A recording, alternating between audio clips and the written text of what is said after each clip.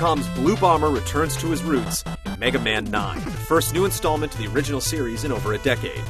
Rather than opting for a modern update, the title instead strives for an authentic 8-bit experience. Does the classic action formula still shine, or is Mega Man becoming rusty?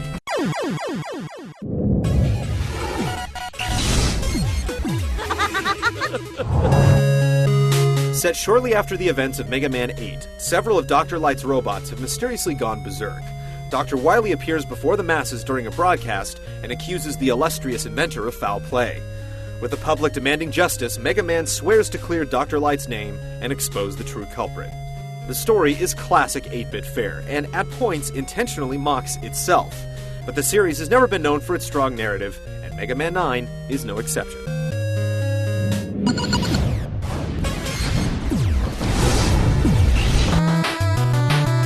As in previous installments, players navigate 8 different stages filled with numerous death traps and enemies, culminating with a Robot Master encounter. There are also some mini-boss battles thrown into the fray in a few of the stages. The item shop makes a return, allowing players to purchase various enhancements with the screws accumulated in each level. Capcom is also planning downloadable content, such as a playable version of Proto Man, for a nominal fee. However, we strongly believe these features should have already been included as bonus content rather than forcing players to shell out more dough. Other than the standard mode, a new time attack mode allows players to blaze through each individual level as quickly as possible. Best times are recorded and can be compared to other players via an online ranking system. Throughout the course of the game, numerous challenges can be accomplished as well, ranging from defeating a measly 50 enemies to the insane notion of beating the entire game without taking any damage. These 2 new features provide serious replay value for the dedicated and should be a staple of all future titles in the franchise.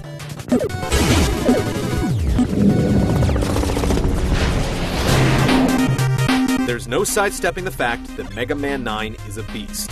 With the exception of seasoned Mega Man pros and speedrunners, Capcom's latest outing will be a brutal reminder of how difficult games used to be. Much of the challenge comes from throwing numerous obstacles at the player that require impeccable skill and reflexes to overcome.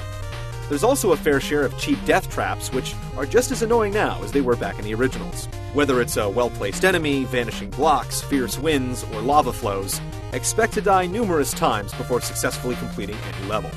One of the 8 Robot Masters awaits players skilled enough to reach the end of each level.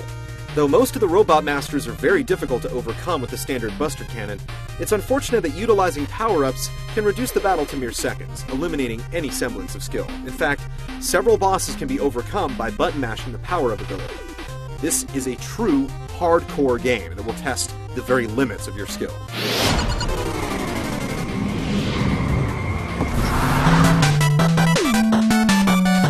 Mega Man 9 features impressive sprite work and animation.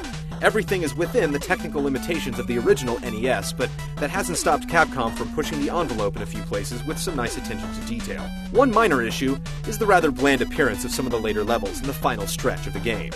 The soundtrack also delivers retro tunes on par with some of the best in the series. In comparison to contemporary games with visual bells and whistles, Mega Man 9 falls well below the standard. Its intent to create an authentic 8-bit experience is an admirable one, and it succeeds. Mega Man 9 delivers an authentic retro experience, but that's not to say it's flawless. The length of many levels falls short when compared to previous titles in the series, and rather than pushing forward with a revamp like Bionic Commando Rearmed, Mega Man 9 instead focuses on creating some fond memories. Still, it's a solid buy for retro gamers, Mega Man fans, and those who complain modern gaming has gotten too soft.